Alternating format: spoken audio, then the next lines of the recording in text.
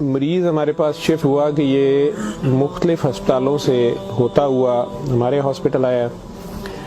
بالکل سوکھ کے وہ کانٹا ہوا تھا. 55-60 سال کا وہ آدمی تھا, بہت ہی پتلا دبلا, اور ہماری زبان میں یوزلی ہم کہتے ہیں بون اینڈ سکن, پانی کی شدید کمی اور برا حال. عمر اس کی 55-60 سال تھی. جو اس کے ساتھ ایک ہی لڑکی تھی وہ 20-25 سال کی تھی, اور وہ اپنے آپ کو اس کی بیوی بتاتی تھی.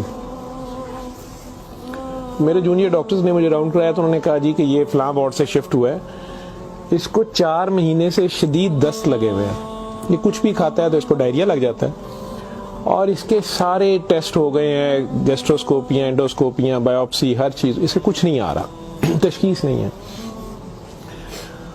لیکن اب اس کی حالت اتنی بگڑ گئی ہے کہ یہ آئی سی یو میں شفٹ ہو گیا ہے, وینٹیلیشن کے لیے ہوا ہے, اور اس کو کوئی دوائی کام نہیں کر رہی ہے. بلکہ میرے ایک جونیئر نے مجھے کہا کہ جس وارڈ سے شفٹ ہوا ہے وہاں کی سینئر ڈاکٹر ایک ہیں, انہوں نے تنزن کہا ہے کہ ڈاکٹر صاحب نے کہا ہے صورت رحمان سنانا, تو نہ تو ٹیسٹوں میں کچھ آ رہا ہے اور نہ کچھ آ رہا ہے. 4 ماہ سے ایسے ہے. جو ہسٹری ہوتی ہے, ہم جو ڈاکٹرز کامن چیزیں ہوتی ہیں وہ سارے پوچھتے ہیں. تو بچوں نے مجھے بتایا, جونیئر ڈاکٹرز نے, کہ نہ شوگر ہے, نہ یہ نہیں, وہ نہیں, فلانی. میں نے کہا کہ اس کا ایڈز کا ٹیسٹ کرا لیں. تو بچوں نے کہا کہ جی پچھلے سال اس کا ایڈز کا ٹیسٹ میو ہاسپٹل میں ہوا تھا, تب بھی اس کو اسی طرح ڈائریا لگا تھا, اور وہ نیگیٹو ہے, اور لیکن پچھلے سال پھر یہ ڈائریا ٹھیک ہو گیا تھا 2-3-4 ماہ کے بعد, پھر یہ بہت بہتر حالت میں ہو گیا تھا. لیکن اب پھر اس کو 4 ماہ سے یہ ہے, اور اب اس کی یہ حالت ہو گئی. اب یہ بے ہوش تھا, وہ خیر وینٹیلیٹر پہ چلا گیا, لیکن میں نے پھر بھی اس کا ایڈز کا ٹیسٹ بھیج دیا کہ بھیجو اس کا.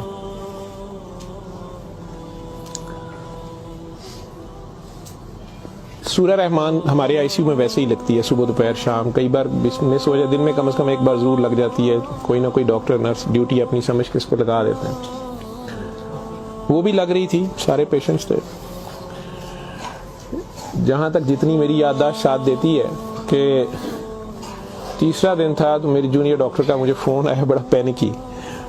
اس نے کہا کہ سر یہ پیشنٹ جو ہے اس کی حالت تو خراب ہی ہے, ویسے ہی ہے, بہتر نہیں ہو رہا یہ والا پیشنٹ. اس پہ اچانک ایک چینج آئی ہے کہ یہ سورہ رحمان جب بھی لگتی ہے, میں نے نوٹ کیا ہے, لیکن نرسز صبح سے بتا رہے تھے, لیکن میں نے یہ نوٹ کیا اب کہ جب بھی لگتی ہے اس کے ناک اور منہ سے ویسے اس کے پائپ ڈالا ہوا تھا, پھیپھڑے, ہم سانس اس کو مشین, سانس والی مشین سے جو ہے نا وہ اس کے لیے پائپ ڈالا ہوا تھا. ناک میں بھی ایک نالی تھی معدے کے لیے, بے ہوش تھا. اس نے کہا جی اس کے ناک میں سے سنڈیاں ابلنا شروع ہو جاتی ہیں باہر کو, اور نرسز اس کے اوپر ڈیوٹی کرنے سے تنگ ہو رہے ہیں. تو اب سکر ایک مشین ہوتی ہے جس سے ہم مریض کے اندر سے ایک بلغم نکالتے ہیں جو نیگیٹو پریشر سے سک کرتی ہے. مجھے سر اس کو ہم سک کرتے ہیں, لیکن یہ نہیں سمجھ آ رہی کہ یہ کہاں سے آ رہے ہیں. میں نے کہا اس کے معدے سے کھینچ کے دیکھیں, انہوں نے کہا جی ادھر سے نہیں آ رہے. میں کہ ان کی سانس والی نالی سے آ رہے ہیں, اس میں سے بھی نہیں آ رہے. لیکن جب سورہ رحمان بند کرتے ہیں یہ ختم ہو جاتے ہیں, یہ باہر نظر نہیں آتے. یہاں ہماری ہڈیوں میں خالی جگہ ہوتی ہے, انہیں ہم سائنس بولتے ہیں ڈاکٹرز. تو میں نے کہا یار پھر اس کے یہ سائنس سے آ رہے ہیں, اور میڈیکلی ہم اسے میگٹس انہیں کہتے ہیں. ہم شوگر کا مریض بیچارہ آخری سٹیج پہ, کئی بار اس کے زخم بہت خراب ہو جائے تو اس میں کیڑے کئی بار پڑ جاتے ہیں اس طرح.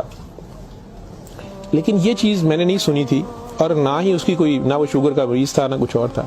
میں نے ڈاکٹر صاحب سے کہا کہ آپ جو ہے نا اس کا یہ تو اب اینٹی بایوٹکس جا رہی ہیں, سارا کچھ جا رہا ہے, ویسے اس کے ایڈز کے ٹیسٹ کا پتہ کریں وہ کب تک آئے گا. تو مجھے لگ رہا ہے کہ اس کی قوت مدافعت کوئی نہیں ہے, اور یہ کیڑے اس طرح پڑ گئے ہیں, لیکن اس کے علاوہ کوئی اور رشتہ دار اس کا ہے ہی نہیں ہے, اور وہ کوئی چیز لا بھی نہیں رہی. دوائیاں بھی ہم نے خود اپنے فنڈ سے شروع کر لی ہیں.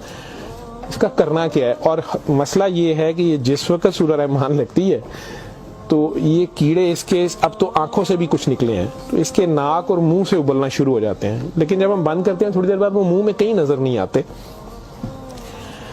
تو ہمارا یہ خیال تھا کہ سورہ رحمان بند کر دیتے ہیں. اس کی بیوی نے بھی کہا کہ یہ تم لوگ پھر بند کرو, پتہ نہیں کیا تم لوگ لگاتے ہو. تو وہ جو ہماری نان مسلم سسٹر تھیں, انہوں نے اسے کہا کہ میری بات سنو, مجھے نہیں پتا اسے کیا بیماری ہے, لیکن وہ اسے پریئر کہتی تھی. انہوں نے کہا جب یہ پریئر لگتی ہے نا یہ کیڑے اس کو چھوڑ کے بھاگتے ہیں. ٹھیک ہے, تو میں تو کہتی ہوں اس کو 24 گھنٹے یہی سنائی جاؤ. جب میں نے یہ باتیں سنی تو خیر میں نے کہا کہ اس کی بیوی کو کہو کہ وہ رپورٹ کا یا ہمیں رسید دے دیں, ہم خود اپنے طور پہ پتہ کر لیتے ہیں. تو میرے راؤنڈ کرنے کے بعد وہ بندی خود ہی آ گئی میرے پاس. مجھے نہیں پتا تھا کہ وہی سسٹر نے اس کی بٹھا کے کہیں کاؤنسلنگ کی تھی. اسے انہوں نے کہا کہ اس کو ہمیں شک ہے کہ ایڈز نہ ہو, کہ اس کی قوت مدافعت نہیں ہے, اس طرح کیڑے اس کو پڑ گئے, کچھ ہو گیا, شاید کمزوری سے ہو گیا, بیماری کی کمی سے ہو گیا. تو یہ اس کا ہم پتہ کرنا چاہ رہے ہیں. ادروائز تو جو دوائیاں ہیں وہ وہی رہنی ہیں. کچھ طرح کی اس نے بات کی, کہتی کہ وہ ڈر گئی ہے تھوڑی سی, اور وہ کہتی میں نے بڑے ڈاکٹر صاحب سے کوئی بات کرنی ہے. بہرحال اب مجھے جتنا یاد ہے میں 1 سال بڑی سوچا ہے اس کے اوپر کہ میں اس کو بیان کروں یا نہ کروں لوگوں کے سامنے. اس عورت نے بڑی خوفناک کہانی مجھے سنائی. جب اسے یہ ڈر پڑا نا کہ اس کو ایڈز نہ ہو اور اس کو نہ ایڈز لگ گئی ہو, اب وہ مجھے کہنے لگی کمرے میں آ کے کہ ڈاکٹر صاحب یہ جو میرا میاں ہے نا یہ اصل میں جادوگر ہے. میں نے کہا آپ نے تو پہلے دن لکھوایا کہ یہ رکشہ چلاتا تھا اور رکشہ ڈرائیور ہے. اس نے کہا جی یہ رکشہ ڈرائیور تو ہے لیکن یہ جادوگر ہے, کالا جادو کرتا ہے, لیکن کرتا قرآن سے تھا. مجھے ہنسی آ گئی, میں نے کہا قرآن سے کالا جادو کیسے ہو سکتا ہے. بہرحال ٹو کٹ اٹ شارٹ, اس عورت کی ہمارے وہ ڈاکٹرز نے مجھے, چونکہ وہ ویڈیو میرے پاس وہ صرف پڑی ہے جس میں وہ کیڑے پلیٹ میں ہماری اسے ڈش کہتے ہیں اس میں وہ نکال کے وہ ڈال رہے تھے, تو مجھے انہوں نے بھیجے کہ اس کا کرنا یہ کیا ہے.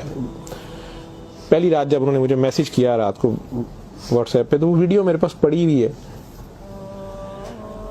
اور نے مجھے بتایا جی کہ میں خود کسی کی بیوی تھی,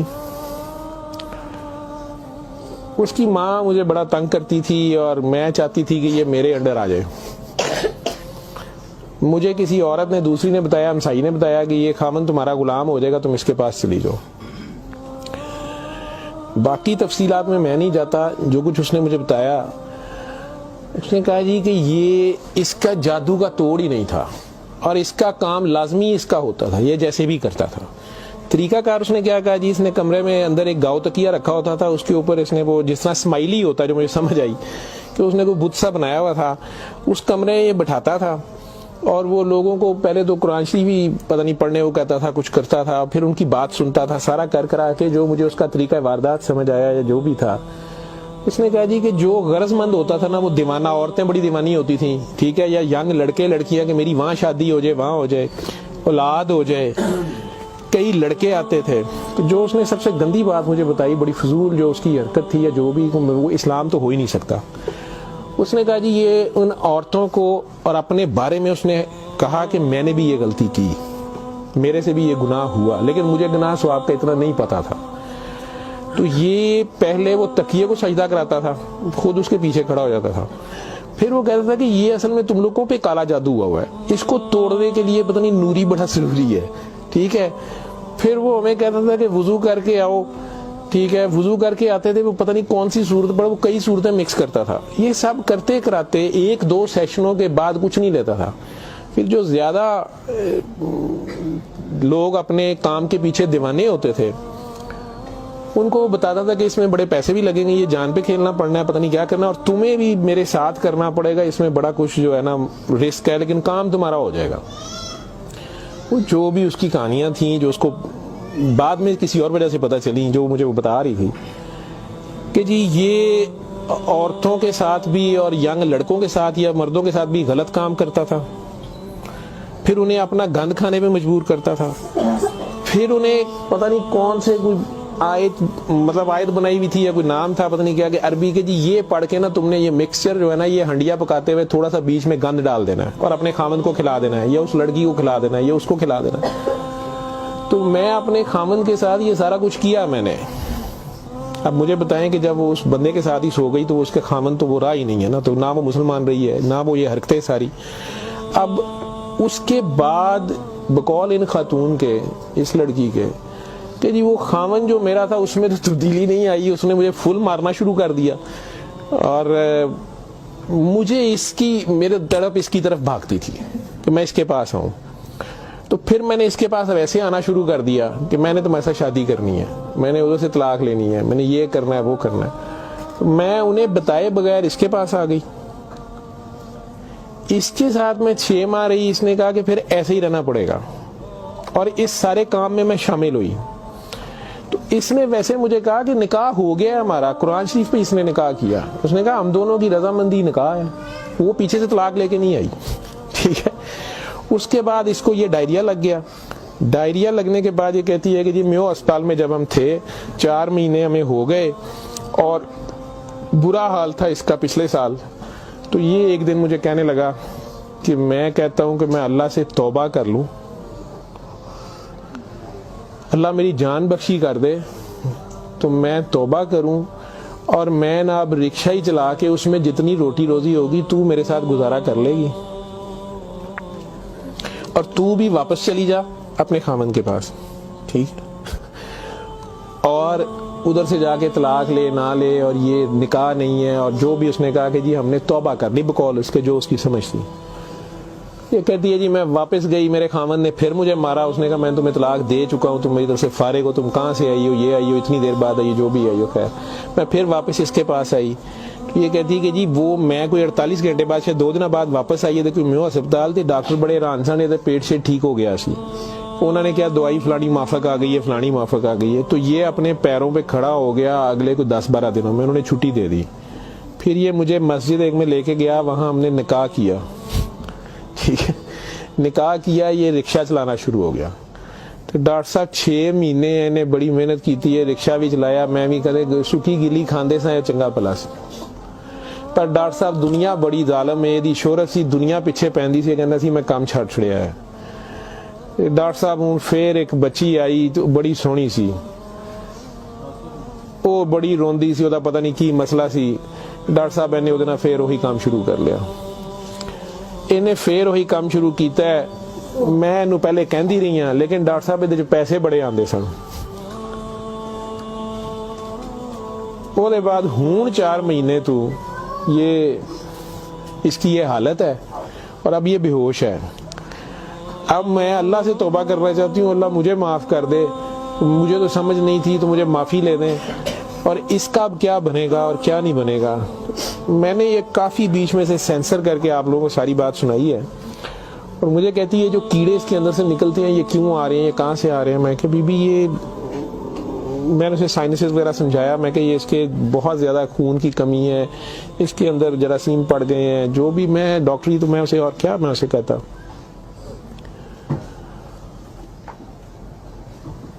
اور اس وقت ساری بات سنا کے تو اس نے وہ رپورٹ اندر سے نکالی, اور مجھے کہتی ہے جی یہ رپورٹ میں تو اس کو HIV کی رپورٹ تھی کہ جی وہ تھے رپورٹ والے مینوں کہا ہے کہ ڈاکٹر صاحب فوراً جا کے دیو, تے تسی وہ لیبارٹری میں کہیں پوچھتی رہی.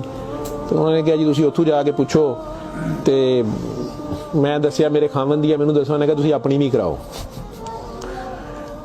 تو ڈاکٹر صاحب یہ رات دی میرے کول ہے, تو مینوں تو نہیں بیماری ہوئے گی, میں صورت المان سن لا. میں نے کہا جی آپ بھی سنیں, 7 دن سنے, میں آپ کو کیا کہہ سکتا ہوں.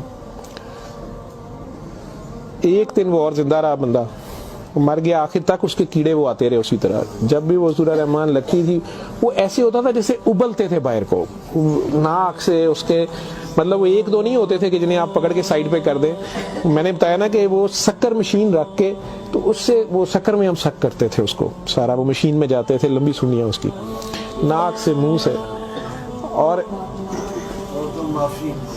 آخر میں وہ عورت بھی اس کی ڈیڈ باڈی لینے میں بھی تیار نہیں تھی. نہیں جی یہ میں نو کتنے دباں گی, یہ وہ. میں کہ نہیں اب اس کو, یہ تو آپ نہیں لے کے جانا, ہم ہاسپٹل سے ہم کیا کر سکتے ہیں. اللہ جانے کی سال پرانی بات ہمارے ہاسپٹل میں رہ کے گیا ہے پیش. اول تو مسلمان نہ جادو کر سکتا ہے, اگر وہ جادو والا علم کہیں سے سیکھ بھی لیتا ہے یا اپنے طریقے سے وہ سمجھتا ہے وہ جادو کر رہا ہے, تو وہ مسلمان نہیں رہتا. ایک چیز, قرآن کو ہی لوگ مس یوز کرتے ہیں, ناپاک حالت میں غلط طریقے سے بڑا کچھ کرتے ہیں, اور کئی بار ہم ناسمجھی میں بھی اپنا خسارہ بڑھاتے ہیں, ہمیں سمجھ نہیں ہوتی اور ہم کچھ چیزیں کرتے ہیں. قرآن خود کہہ رہا ہے کہ کہ اس سے مومن کے لیے شفا اور رحمت ہے، اور ظالم اسی میں سے اپنے لیے خسارہ بڑھاتے ہیں۔ اپنی جان پہ ظلم کرنا بھی ظلم ہی ہوتا ہے۔